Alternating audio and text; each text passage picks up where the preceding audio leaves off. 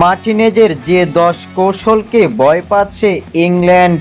আর্জেন্টিনার বিপক্ষে বিশ্বকাপ সেমিফাইনালের আগে গোলরক্ষক এমিলিও মার্টিনেজকে নিয়ে বিশেষ প্রতিবেদন প্রকাশ করেছে ব্রিটিশ ট্যাবলয়েড দ্য সান। সেখানে পেনাল্টিতে প্রতিপক্ষকে মানসিক চাপে ফেলা থেকে শুরু করে ম্যাচে সময় নষ্ট করা এমন 10টি নোংরা কৌশলের তালিকা প্রকাশ করেছে পত্রিকাটি।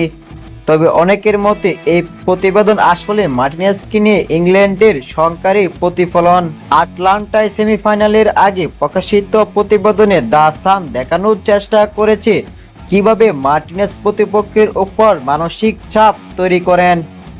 পেনাল্টির সময় ভয় দেখানো, মাথার মাধ্যমে উস্কানি দেওয়া, বল ফেরত দেরি করা, প্রতিপক্ষের চোখের দিকে তাকিয়ে কিংবা নিজেকে ম্যাচের ভিলেন হিসেবে উপস্থাপন করা, এসব আচরণকে তারা তার অন্যতম কৌশল হিসেবে উল্লেখ করেছেন। প্রতিবেদনটি বলছে মার্টিনেজ শুধু গোলরক্ষক পোস্ট রক্ষা করেন না, প্রতিপক্ষের মানসিক অবস্থান নিয়ন্ত্রণ করার চেষ্টা করেন। নিজের শারীরিক গঠনকে কাজে লাগিয়ে তিনি পেনাল্টি নেওয়ার ফুটবলের উপর চাপ সৃষ্টি করেন।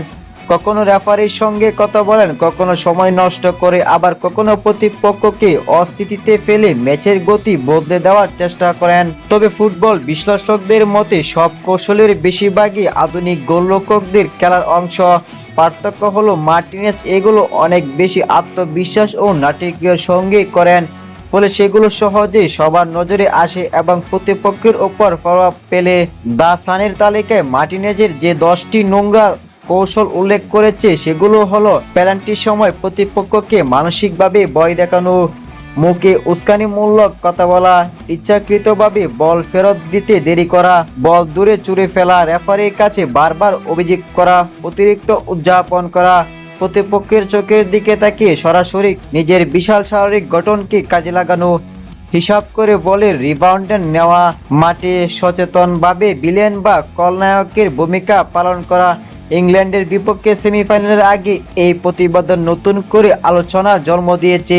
এখানে দেখার বিষয় মাঠের লড়াইয়ে মার্টিনেজ তার মানসিক খেলার প্রভাব ধরে রাখতে পারেন কিনা।